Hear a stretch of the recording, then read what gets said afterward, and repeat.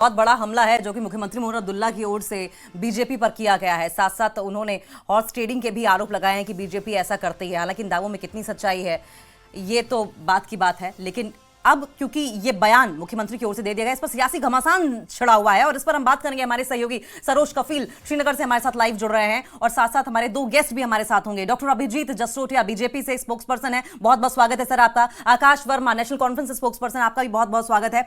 हम सीधा रुख कर लेंगे हमारे सहयोगी सरोज का। सबसे पहले सरोज, 4 की चारों सीटों पर नेशनल कॉन्फ्रेंस ने अपने उम्मीदवार उतार दिए हैं। ऐसी उम्मीद थी कि संभवतः एक सीट कांग्रेस ले सकती है, लेकिन कांग्रेस ने कल प्रेस कॉन्फ्रेंस करके मना कर दिया। क्या इमरान नबी डार का नाम आना सरप्राइजिंग एलिमेंट था? बिल्कुल बिल्कुल।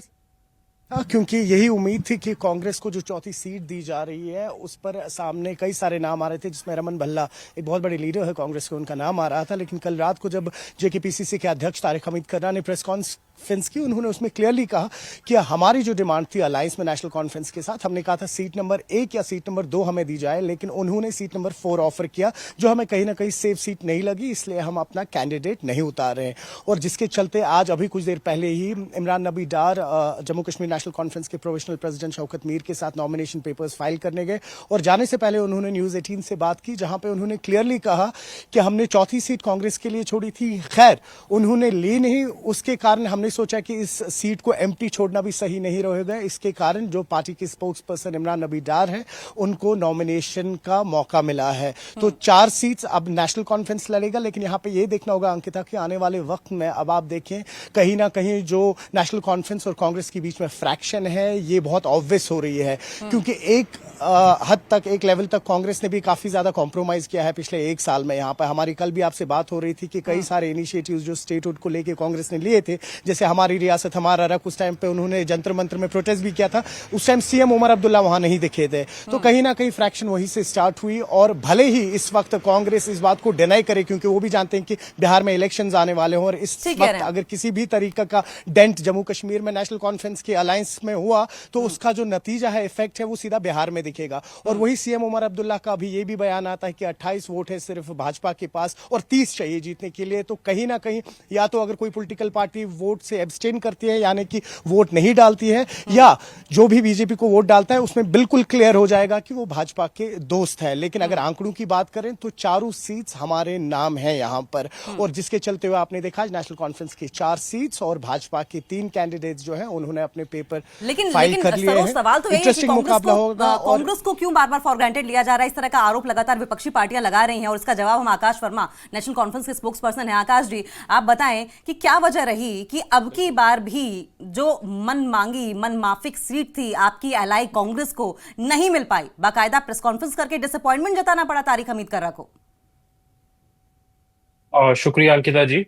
देखिए, जैसा आप कह रहे हैं कि कांग्रेस को फोर्थ जो हमने सीट दी थी, बड़ी क्लियर सी बात है कि नेशनल कॉन्फ्रेंस ने पहले ही कांग्रेस की जो हाई कमांड है उनसे ये बात की थी कि हम आपको डेफिनेटली एक सीट देंगे, क्योंकि आप देखते हैं कि मेजॉरिटी जो है वो नेशनल कॉन्फ्रेंस के पास है। और अगर मैं अलायंस पार्टनर की बात करूं तो नेशनल कॉन्फ्रेंस ने ऑलरेडी कांग्रेस को पहले भी बहुत मौका दिया। मैं इनफैक्ट अगर बात करूं जो हमारे रिसेंट 2024 में असेंबली के इलेक्शंस हुए, उसमें भी out of the 43 seats from the Jammu division, NC has contested only on 11 seats. तो हम ऑलरेडी बहुत ज्यादा सेक्रीफाइस कर चुके थे। और क्योंकि आज ये सूरत हालात जम्मू कश्मीर के ये हैं कि जो लोग हैं वो तो नेशनल आकाश, आप कॉन्फ्रेंस ये पे कह रहे यकीन हैं करते हैं। कि हमने कांग्रेस को बहुत मौके दिए लेकिन कांग्रेस बार बार डिसअपॉइंट कर रही है, ऐसा है क्या? नहीं, ऐसा कुछ नहीं है। मैंने ये कहा कि हम ऑलरेडी अपनी जो सीट्स थी उस पर कॉम्प्रोमाइज कर चुके थे असेंबली इलेक्शंस में, हाँ। और हमने मौका भी दिया। बट ये है कि लोगों का जो हित है, लोग जो जुड़े हैं वो नेशनल कॉन्फ्रेंस के साथ जुड़े हैं। और मुझे लगता है कि नेशनल कॉन्फ्रेंस ही एक सिंगल लार्जेस्ट पार्टी है जो जम्मू कश्मीर के लोगों की एस्पायरेशंस और जो उनकी उम्मीदें हैं उस पर खरा उतर सकती है और उनको रिप्रेजेंट भी कर सकती है। यानी कि आपको लग रहा है नेशनल कॉन्फ्रेंस ने को शायद ये लग रहा है कि कांग्रेस शायद इतनी कैपेबल नहीं है। Ability, it's about the representation. What I'm saying is कि नेशनल कॉन्फ्रेंस के पास मेजोरिटी है, और क्योंकि विद इन द पार्टी भी बहुत सारी डिफिकल्टीज होती हैं और बड़े सारे ऐसे इलाके हैं जिनको रिप्रेजेंटेशन मिलना बहुत जरूरी थी। अगर मैं चिनाब वैली की बात करूं तो पिछले इलेक्शंस में पीर पंजाल को रिप्रेजेंटेशन मिल गया था, ठीक लेकिन है। किसी तरह चिनाब वैली को नहीं मिल पाया। तो इस बार ये मौका था कि नेशनल कॉन्फ्रेंस जो है वो चिनाब खित्ते के हक में एक कदावर रिप्रेजेंटेटिव भेजे, ताकि उस इलाके की यानी कि नुमाइंदगी भी आकाश, आप बहुत बेहतर कॉन्फिडेंट तरीके नजर से। आ रहे हैं कि चार की चारों राज्यसभा सीटें जो हैं वो नेशनल कॉन्फ्रेंस ही जीतेगी, लेकिन बीजेपी भी हमारे साथ जुड़ी हुई है। डॉक्टर अभिजीत जसरोटिया जी, अभी मुख्यमंत्री उमर अब्दुल्ला को आपने सुना, उन्होंने साफ तौर पर कहा कि अगर बीजेपी के हाथ कुछ आएगा तो मैक्सिमम एक सीट आएगी, बाकी तीन की तीनों सीटें जो है वो नेशनल कॉन्फ्रेंस के खाते में ही जाएगी। बहुत बहुत धन्यवाद आपका। देखें, सबसे पहली बात ये आती है कि आज आपकी चीज देख लीजिए कि अहमद साहब का अपनी पार्टी के लोगों के ऊपर, अपने विधायकों पर ही विश्वास। जब आपको अपनी पार्टी के लोगों पर विश्वास नहीं है तो आपके लोग आप पर क्यों विश्वास करें, मुझे ये भी समझ नहीं आ रहा। दूसरी बात, जैसे ही आपने डिबेट शुरू की तो मैंने देख लिया इनके वो जो शायद शम्मी ओबराय जी, जो इनके सबसे मुझे लगता है कि जो कैंडिडेट सबसे टॉप पे इनके कैंडिडेट जो रहेंगे, उनकी आपने स्टेटमेंट सुनी होगी कि कश्मीरियों की जीत होगी। मैं पूछना चाहता हूँ, केवल कश्मीरियों की जीत होगी, जम्मू वाले को क्या आपने पीछे छोड़ दिया? यानी कि नेशनल कॉन्फ्रेंस ये बता दिया कि जम्मू के साथ, जम्मू के डोगरों के साथ, जम्मू के लोगों का कोई लेना देना नहीं है। आज वो ये जीत जो बता रहे हैं वो नेशनल कॉन्फ्रेंस की जीत नहीं बता रहे, जम्मू कश्मीर की जीत नहीं बता रहे, जबकि कश्मीरियों की जीत बता रहे। कौन सी स्टेटमेंट है, मुझे ये तो बता दीजिए। मैं इसके बारे में पूछना चाहता हूं। अगर अपने आप को कहते हैं पूरे जम्मू कश्मीर की हम लोग पार्टी हैं, तो आज ये स्टेटमेंट किस तरह की, इस स्टेटमेंट को जरा सोचने की, उसके ऊपर मंथन करने की जरूरत है। और अगर आपको अपने कैडर के ऊपर, अपने पार्टी के लोगों के ऊपर भरोसा नहीं, तो मुझे नहीं लगता कि जो उमर साहब की पार्टी के विधायक हैं वो उन पर भी भरोसा करेंगे। अब किसकी कितनी सीटें आती हैं, कितनी नहीं आती हैं, ये तो आपको पता चल जाएगा जिस दिन चुनाव होता है। जो कोई लोकप्रिय होगा, जिसको लगेगा जो लोगों की बात को रिप्रेजेंट कर सकता है, राज्यसभा में अच्छी तरह से रख सकता है, वो जरूर यहाँ से जीत कर जाएगा। जो नहीं रख पाएगा वो नहीं होगा आगे। लेकिन आज यहाँ पर साफ पता लग जाता है कि नेशनल कॉन्फ्रेंस हमेशा रीजनल पॉलिटिक्स खेलती है, जम्मू को कश्मीर के साथ, कश्मीर को जम्मू के साथ। इनको बढ़ाने में इनको लगता है कि इनकी राजनीति शायद इसी की ओर चलेगी। लेकिन भारतीय जनता पार्टी के लिए जम्मू कश्मीर, कश्मीरी डोगरा दोनों दो आंखों की तरह है। हम अपनी दोनों आंखों से बराबर देखें। ठीक है। आकाश वर्मा जी, ये बताइए, आपको बहुत ही लिमिटेड होने का, सीमित होने का आरोप लगा रहे हैं जसरोटिया जी कि आप रीजनल पॉलिटिक्स खेलते हैं, एक लिमिट के बाद आप देख ही नहीं पाते। देखिए, ये बड़ा अनफॉर्चुनेट है कि अभिजीत जी ऐसे स्टेटमेंट्स यहाँ दे रहे हैं। देखिए, मैं सिर्फ बातों पे नहीं जाऊंगा। मैं क्योंकि नेशनल कॉन्फ्रेंस जो कहती है वो करती है, बीजेपी की तरह नहीं है। इनकी कहनी, करनी और कथनी में बहुत फर्क है। देखिए, नेशनल कॉन्फ्रेंस ने जब 2024 में चुनाव लड़ा, यहाँ सरकार बनी, तो सरकार बनने के इमीडिएटली बाद जब 5 कैबिनेट मिनिस्टर्स अपॉइंट किए गए, उसमें से मैं आप अगर इनको याद दिलवाऊं तो वो 3 कैबिनेट मिनिस्टर्स जम्मू खित्ते से आते हैं। चाहे वो डिप्टी सीएम सुरेंद्र चौधरी साहब हों, उनको कैबिनेट रैंक मिला। अगर मैं जावेद अहमद राणा साहब की बात करूं, वो जम्मू प्रोविंस से आते हैं। अगर मैं सतीश शर्मा जी की बात करूं तो वो जम्मू रीजन से आते हैं। तो ये बड़ा अनफॉर्चुनेट है कि ये ऐसे मिसलीडिंग स्टेटमेंट्स देते हैं। एनीवेज, ये तो फैसला जनता करेगी कि आने वाले टाइम पे ये लोगों का जवाब बिल्कुल होता ठीक है। कह तो रहे हैं, पहले जनता भी फैसला लोगों ने, करेगी। जसरोटिया साहब, आप मिसलीडिंग स्टेटमेंट्स क्यों दे रहे हैं सर? आपकी कथनी करने में फर्क है, आकाश जी कह रहे हैं। देखिए, भारतीय जनता पार्टी एक ऐसी पॉलिटिकल पार्टी है पूरे हिंदुस्तान के, जिनकी कथनी और करनी में कभी फर्क नहीं। हम जो कहते हैं वो करता दिखाते हैं। यही शायद कारण रहता है कि जो हम बोल देते हैं उसके बाद कई लोगों की रातों की नींद उड़ जाती है और दिन में भी लोग बेचारे घूमते रहते हैं। यही कारण है। मैंने जो स्टेटमेंट कही, अभी आप ही के जो एमपी कैंडिडेट है उन्होंने तो स्टेटमेंट दी है। मैं आपसे स्टेटमेंट बोल रहा हूँ। जब ये डिबेट शुरू हुई, आप तो चेक कर लीजिएगा, वो कहते हैं जीत कश्मीरियों की होगी, तो बाकी वालों को कहां छोड़ रहे हैं आप? ये तो बता दीजिए जरा। ये कहने की बात होगी कि आपने किनको बना लिया और क्या कर लिया। ये हमें अच्छी तरह से पता है कि at the end of the day क्या होता है और क्या नहीं होता आपकी पॉलिटिकल पार्टी के अंदर। आज बात इसकी नहीं है, आज बात है एक विश्वास। क्या उमर साहब अपनी पार्टी के विधायकों पर विश्वास करते हैं? जिस साहब की स्टेटमेंट उमर साहब ने दी है, उमर साहब ने कहा हॉर्स ट्रेडिंग, उमर साहब ने वर्ड यूज किया, यानी कि अपने लोगों पर विश्वास नहीं है। हमने तो ये वर्ड यूज नहीं किए। हमें तो अपने विधायकों पर, अपने लोगों पर पूरा विश्वास है। आप करके देख लीजिए, आप कुछ भी करके देख लीजिए, हमारा विधायक कितना कमिटेड है। उसको पता है कि सर्वप्रथम एलडीएफ देश है, उसके बाद पार्टी लास्ट में अपना आप है। इनके लिए सर्वप्रथम अपना आप, अपना खानदानी राज है, इसलिए शायद इनको शक होता होगा। मैं इनके कैडर को कहना चाहता हूं, इनके सभी विधायकों को कहना चाहता हूं कि आपकी लीडरशिप आप पर भरोसा ही नहीं करती है, तो आप इन पे क्यों भरोसा करें?